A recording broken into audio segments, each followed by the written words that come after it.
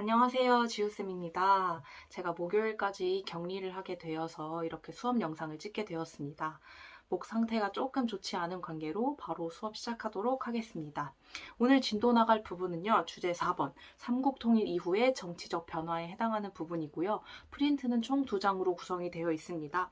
첫 번째 페이지는 지금 화면에 보이는 것처럼 내용 정리가 되어 있는 프린트고요. 두 번째 페이지는 이렇게 수능 기출 자료들을 넣어 놓은 프린트입니다.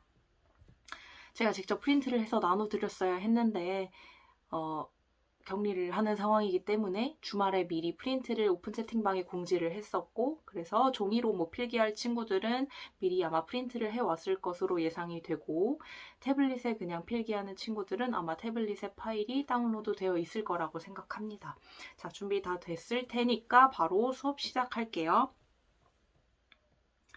자, 먼저 신라의 삼국통일입니다. 이 파트 분명히 지난 시간에 배웠었죠. 근데 그때는 고구려, 신라, 백제 이렇게 각각의 국가별로 역사를 따로따로 나눠서 봤었더라면 지금은 국가들이 다 뒤섞인 상태에서 그냥 시간 순서대로 역사를 한번 살펴보려고 합니다. 그래서 복습한다는 느낌으로 가볍게 들어주시면 될 것 같아요. 자, 언제부터 시작을 할 거냐면 7세기 무렵 고구려가 수나라와 당나라의 침입을 받았던 그 시점부터 시작을 하려고 합니다. 자, 남조와 북조로 나뉘어 있었던 중국의 혼란한 시기를 수나라가 전부 다 통일을 해서 중국 전체가 수나라에 의해서 단일한 왕조가 형성이 되죠. 그래서 중국을 통일한 수나라는 고구려를 공격하게 돼요. 1차 침입, 2차 침입 전부 다 고구려가 열심히 싸워서 이겨내죠. 그중 대표적인 전투가 바로 을지문덕이 크게 활약을 했었던 살수대첩이라고 하는 전쟁이 있었습니다. 살수대첩을 비롯한 다양한 전투에서 고구려는 수나라의 공격을 이겨냈고 그 결과 수나라는 물러나게 됩니다. 자, 퇴각했던 수나라는요, 고구려를 원정하는 데 무리하게 많은 재정을 탕진했었기 때문에 이후 수나라가 곧 멸망을 하게 되고 다시 중국 전체를 통일한 당나라가 등장을 하게 됩니다. 당나라도 마찬가지로 고구려를 여러 차례 침입을 했었고 대표적인 전투 바로 영화로도 나왔었던 안시성 전투가 있었죠. 네, 고구려는요, 끈질기게 싸워내서 수나라뿐만 아니라 이번에 침입했던 당나라의 침입까지도 모두 다 이겨냅니다. 그래서 여기 적혀 있다시피 고구려가 수나라와 당나라의 침입을 모두 이겨냈고요. 자, 비슷한 시기에 백제와 신라는 어떤 상황이었느냐? 자, 백제의 의자왕이 신라를 공격하였습니다. 자, 이 당시 백제는 신라를 공격해서 대야성이나 당항성과 같은 주요한 성곽들을 공격했고 이로 인해 신라는 큰 위기에 처하게 됩니다.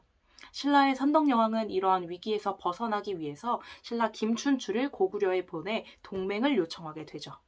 그랬을 때 당시 고구려에서 권력을 잡고 있었던 연개소문은 신라가 고구려에게 중령 이북의 땅을 전부 다 넘겨주면 그때서야 동맹을 생각해 보겠다라고 무리한 조건을 내걸게 되죠.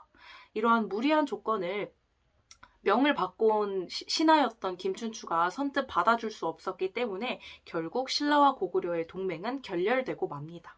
그리고 몇 년이 지나서 신라는 이번에 다시 당나라에게 동맹을 요청하게 되고 이때는 동맹이 형성이 돼서 648년에 나당 동맹이 체결되게 됩니다. 자, 이제 신라와 당나라는 손을 잡고 백제와 고구려를 차례대로 공격하며 멸망시키게 돼요. 그래서 660년에 백제가 먼저 멸망을 했고 668년에 고구려가 뒤이어 멸망을 하게 됩니다.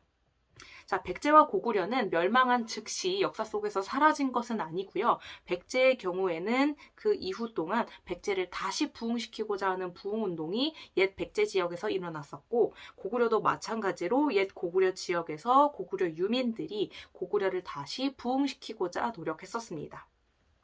밑에 내려와서 지도를 보시면 이제 백제 부흥운동과 고구려 부흥운동의 위치가 잘 표시가 되어 있는데요. 자, 임존성을 근거로 해서 흑치상지가 백제 부흥운동을 일으켰고요. 주류성을 근거로 복신, 도침, 왕자, 풍이 백제 부흥운동을 일으켰습니다.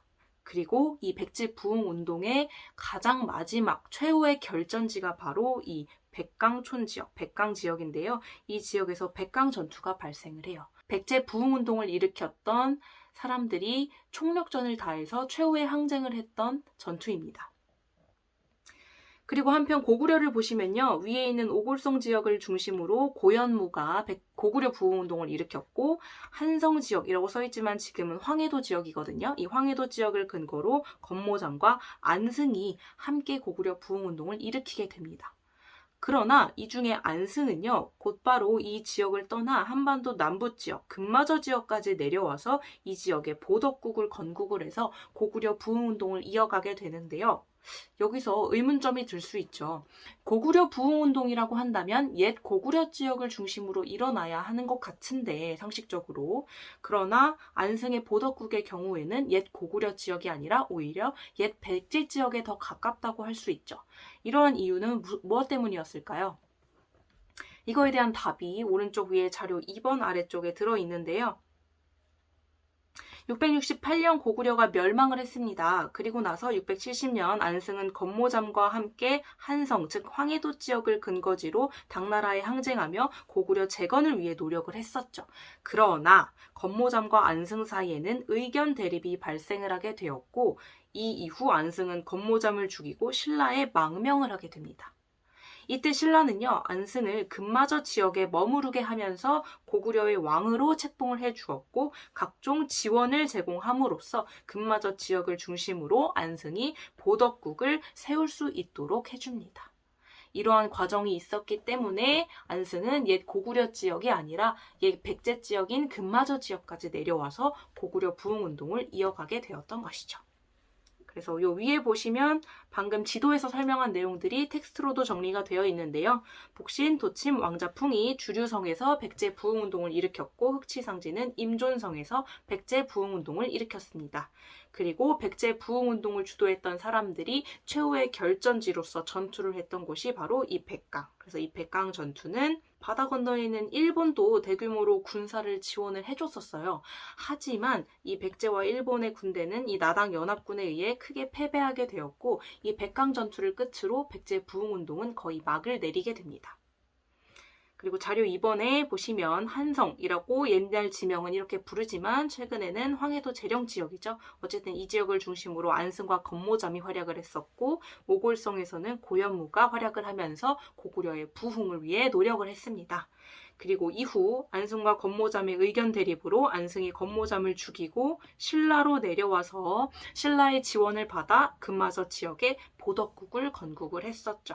그래서 백제보다 고구려는 조금 더 길게 신라의 지원을 받았기 때문에 683년 이 무렵까지 고구려 부흥운동을 지속하게 됩니다.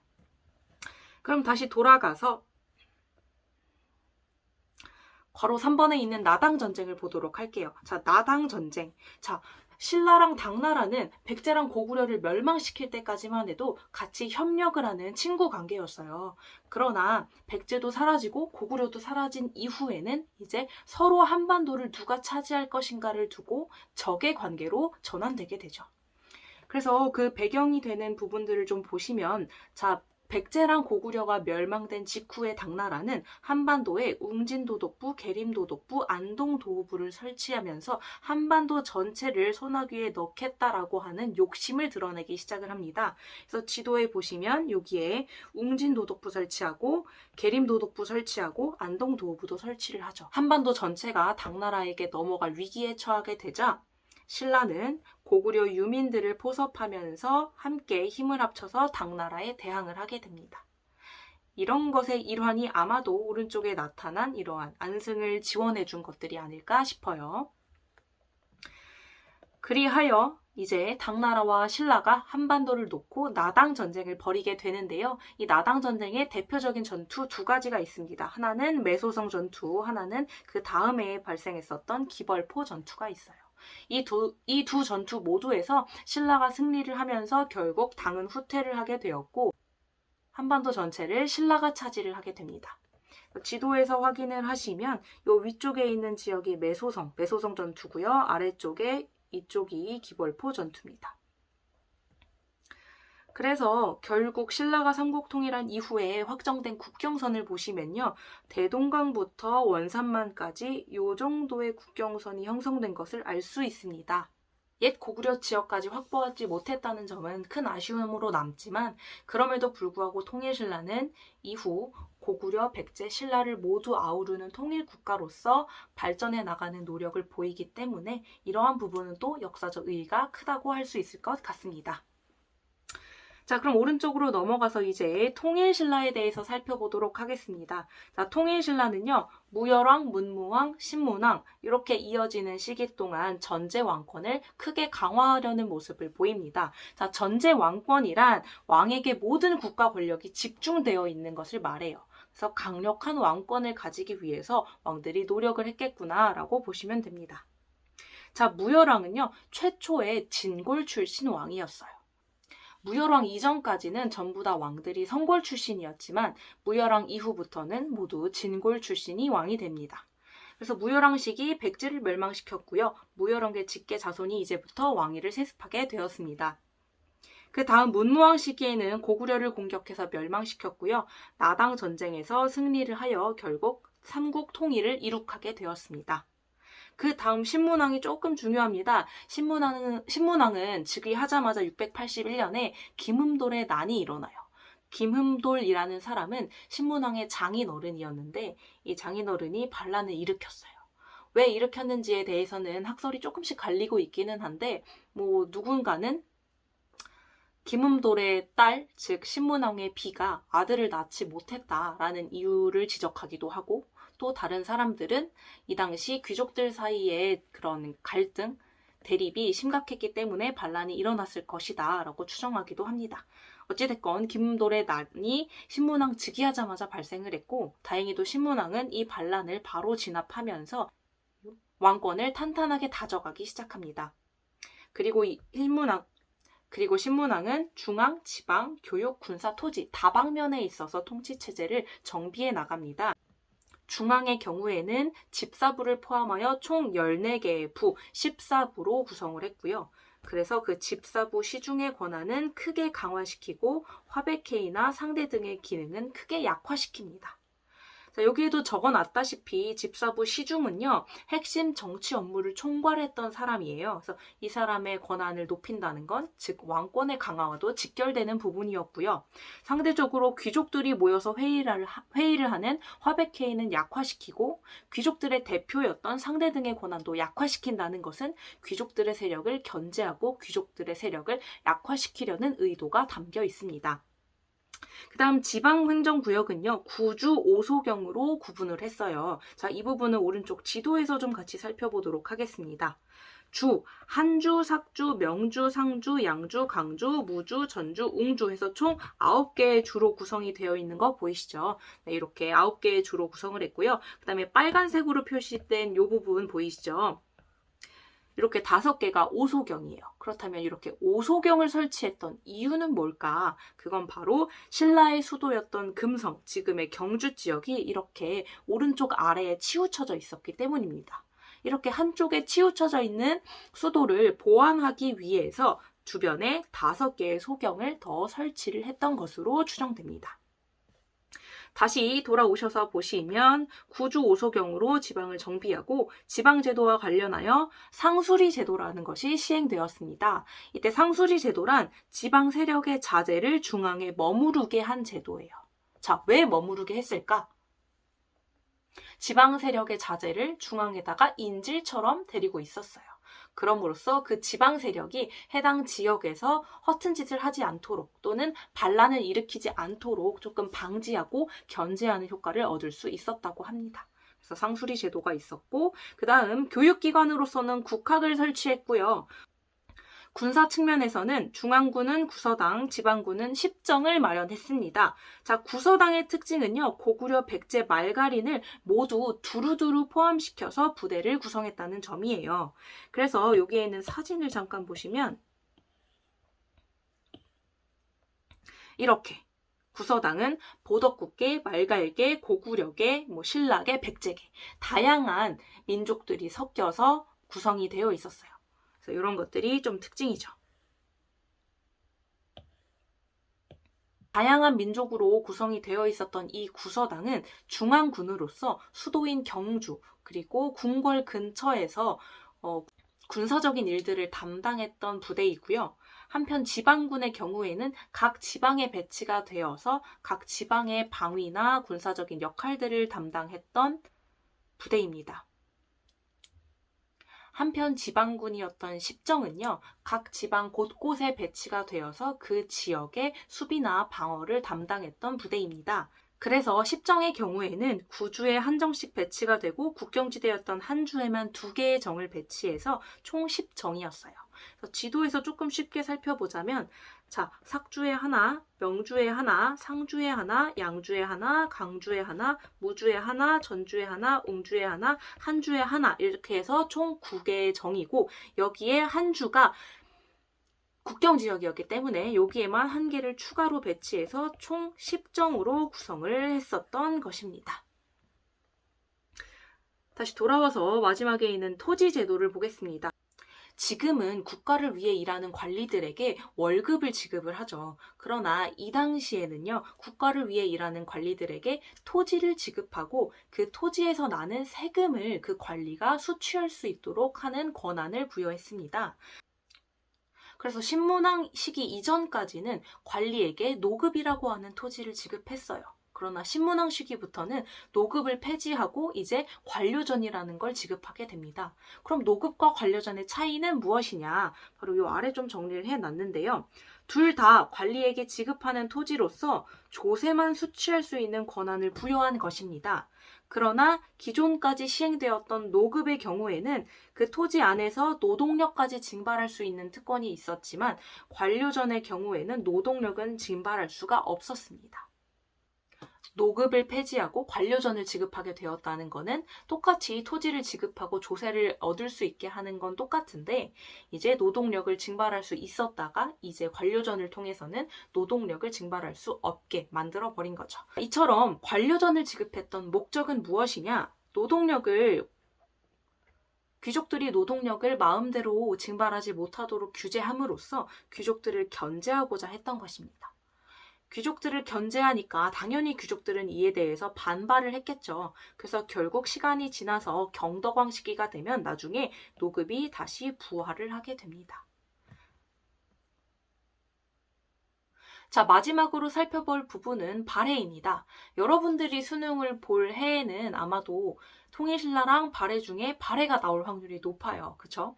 그래서 발해의 특징들 간단히 살펴보도록 할 건데요. 발해는 늘 문제가 어렵게 나오지는 않았어요. 그래서 여기 프린트에 적혀있는 특징들만 잘 숙지하신다면 문제 푸는데 어려움이 없을 것 같습니다.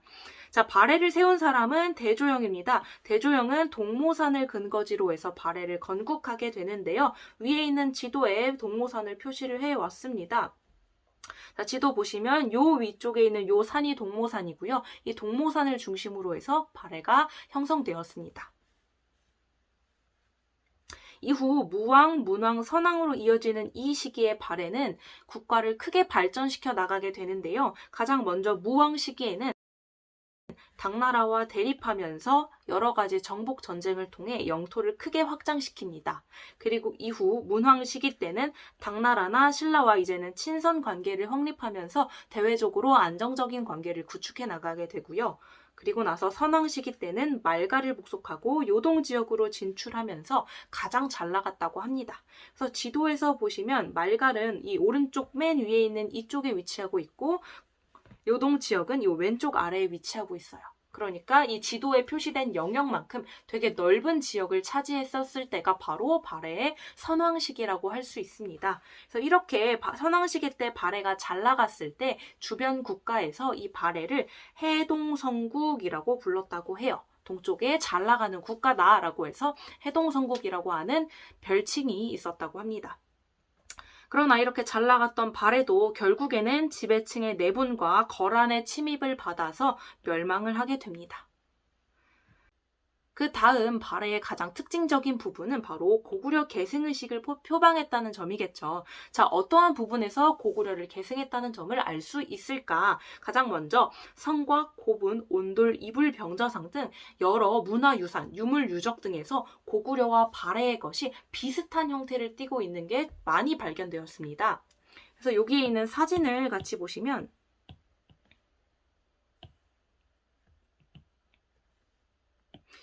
자, 왼쪽에 있는 게 고구려의 유물 유적의 사진이고요. 오른쪽에 있는 이게 발해의 유물 유적과 관련된 사진입니다. 자, 첫 번째에 있는 거는 온돌인데요. 온돌의 모습이 고구려나 발해나 비슷한 걸 알 수 있죠. 자, 두 번째에 있는 거는 석등과 돌사자. 이것도 고구려의 것과 발해의 것이 형태가 매우 흡사하다는 것을 알 수 있습니다. 자, 세 번째에 들어가 있는 유물 유적은 무덤인데요. 이 무덤 양식 또한 고구려와 발해가 많이 닮아 있음을 알 수 있고요. 자, 이제 네 번째로는 기와의 모습인데 이 기와의 형태도 고구려의 것과 이제 발해의 것이 많이 닮아 있음을 알 수 있습니다. 자, 이를 통해서 우리는 발해가 고구려를 많이 계승하려고 했구나. 그래서 문화적으로도 유사한 부분이 많이 발견되는구나 라는 걸 알 수 있죠. 그리고 이 이외에도요, 발해가 일본에다가 외교 문서를 보낼 때 고려라고 하는 국호를 사용했다고 합니다. 그래서 외교 문서에다가 우리 발해는 어쩌고 저쩌고 이렇게 쓴 게 아니라 우리 고려는 이라고 하면서 외교 문서를 작성했던 것이죠. 그만큼 대외적인 관계를 맺을 때 있어서도 자국을 고려라고 말할 만큼 고구려 계승의식이 뚜렷하게 나타났다라는 걸 알 수 있습니다. 자, 다음은 발해의 통치체제 정비인데요. 이 아래 나와 있는 이 부분들은 보통 1, 2, 3, 4, 5 선지 중에 하나씩 들어있는 경우가 많아요. 그래서 같이 보시면요. 발해의 중앙기구는 삼성육부제로 정비가 되어 있었습니다. 아마도 지난 시간에 풀었던 문제에서 선지 1번이었던가 삼성육부제로 중앙행정을 정비했다라는 선지가 있었죠. 이처럼 선지에 종종 등장하는 키워드고요. 자, 발해의 지방행정구역은 5경 15부 62주로 나누어져 있었습니다. 여기 옆에 CF 참고 표시로 해서 화성고등학교에 이제 주소가 어떻게 시작하는지를 조금 적어왔는데 지금 경기도, 화성시, 향남읍 이런 식으로 도, 시, 읍 이런 식으로 점점 행정구역이 좁혀지면서 명칭이 달리 부여가 되죠. 마찬가지로 발해에서는 도, 시, 읍 이런 것처럼 경, 부, 주 이런 식으로 행정구역의 명칭을 점점 세분화해서 규정을 했었다고 합니다. 그 다음 교육기관으로서는 주자감이 있었고요. 군사로서는 중앙군은 10위, 그리고 지방군은 있었지만 명칭이 뚜렷하게 전해지지는 않고 있습니다.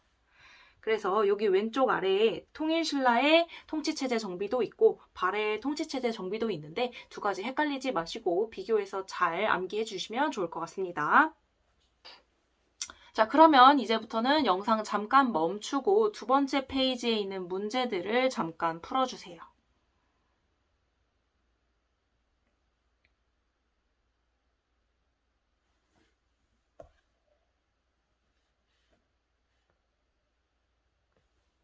문제 다 푸셨나요? 네, 그럼 수능 기출 자료들 하나씩 좀 같이 살펴보도록 하겠습니다. 선지 1, 2, 3, 4, 5 속에 아직 배우지 않은 내용들이 너무 많아서 그냥 자료들만 캡처해서 가지고 왔는데요. 자, 첫 번째 지금 화면에 보이는 이 도표는요. 신라의 삼국통일 과정을 순서대로 나타낸 도표입니다. 가장 먼저 나당 동맹을 형성을 했었죠. 그래서 이 나당 동맹군이 백제랑 고구려를 순서대로 공격해서 멸망을 시켰고 그 다음에는 이제 신라랑 당나라가 서로 한반도를 소나기에 넣기 위해 전쟁을 벌이게 되는데 그 전쟁이 바로 나당 전쟁이죠. 그래서 가에 들어갈 말은 나당 전쟁이라고 할 수 있겠습니다. 나당 전쟁의 대표적인 전투로서 기벌포 전투가 있었죠. 그래서 기벌포 전투가 가를 유추할 수 있는 큰 힌트가 또 될 수 있을 것 같습니다. 자, 아래로 내려오셔서 이 사료를 같이 보시면요. 실제 수능 때 인용되었던 사료인데요. 적의 장수 이근행이 군사 20만 명을 이끌고 매초성, 즉 매소성에서 진을 쳤다. 우리 군사가 공격을 하니 성을 버리고 달아났다. 3380필의 전투용 말과 그만큼의 병기를 얻었다라고 해서 매소성 전투에 해당하는 내용이 나타나 있고요. 자, 두 번째 보시면 사찬 시득이 수군을 거느리고 적의 장수 설인기와 소부리주 기벌포에서 싸웠다. 기벌포 전투가 나타나 있죠. 크고 작은 22번의 싸움을 벌여 마침내 승리하였다라고 해서 매소성 전투 그리고 기벌포 전투의 내용이 나타나 있어요. 그래서 두 번째 사료도 마찬가지로 나당 전쟁과 관련된 사료입니다.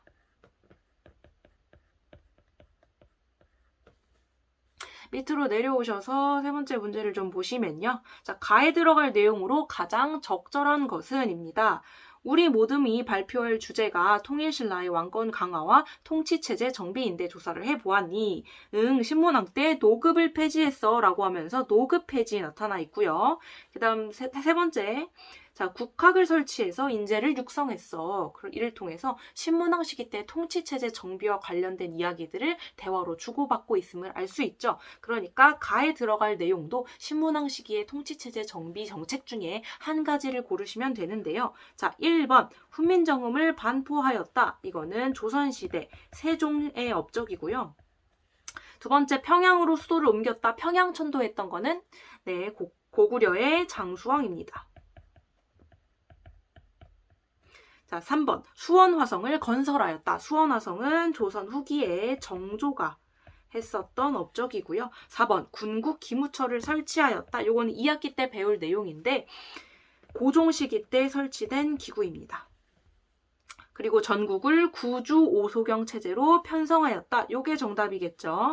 문제의 구주 오소경이 언급된 김에 앞에 있는 지도 한 번만 더 살펴보고 갈게요. 자, 지도에 보시면 오소경 이렇게 5개의 소경이 있죠. 이거는 신라의 수도인 금성이 한쪽에 치우쳐져 있는 것을 보완하기 위함이었고요.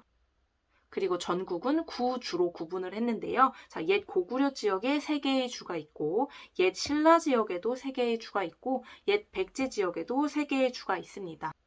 이를 통해 우리는 신라가 고구려, 백제, 신라 모두를 아우르는 통일국가의 모습을 갖추었겠구나, 민족 융합 정책을 추구했구나 라는 걸 알 수 있죠. 그래서 정답은 5번이었고요. 이쪽으로 넘어와서 발해와 관련된 자료를 좀 보겠습니다. 자, 해동성국이라는 키워드 보이고요. 고구려 계승의식을 표방했다라고 하면서 밑줄 친 이 나라는 당연히 발해겠죠. 그리고 이불병저상도 언급이 되어 있는데 이렇게 생겼어요. 사진도 한번 눈여겨봐 주시면 좋을 것 같습니다. 자, 그 다음 아래에 있는 사료 둘 다 모두 발해와 관련된 사료입니다. 굳이 적지는 않겠습니다. 그래서 발해와 관련된 사료임을 어떻게 알 수 있는지 힌트를 같이 찾아보도록 할게요. 자, 영주에서 동쪽으로 이천이 밖에 있다. 남쪽은 신라와 맞닿았다. 신라 위쪽에 있었던 국가구나 라는 것도 힌트가 될 수 있고 거란과 접해 있다 라는 것도 힌트가 되겠네요. 그리고 두 번째 보시면 드디어 해동성국이 되었다라고 해서 선왕 시기에 발해가 잘 나갔을 때 주변 국가가 해동성국이라고 불렀다고 했죠. 그래서 해동성국이 가장 발해임을 찾기 좋은 쉬운 힌트가 될 수 있을 것 같고요. 자, 두 번째 사료도 보시면 지역 사방5천리를 5경과 15부를 두어 나누었다. 5경 15부 62주라고 하는 발해의 지방행정구역 명칭이 드러나 있고요. 서쪽으로는 중국과 통하고 남쪽으로는 신라와 통하고 북쪽으로는 거란이 있고 동쪽으로는 일본이 있다라고 해서 이 주변 국가들을 보고도 발해임을 유추할 수 있고요. 그리고 마지막에 결정적으로 또 해동성국이라는 가장 중요한 힌트를 제공하고 있죠. 그래서 이쪽에 있는 이 3가지 자료는 모두 다 발해에 대한 자료였습니다. 네, 여기까지 해서 수업 마치도록 하겠습니다. 질문 있으시면 금요일 날 제가 학교에 가게 되면 직접 찾아와서 질문해 주시면 감사하겠습니다. 네, 이상 수업 마치겠습니다.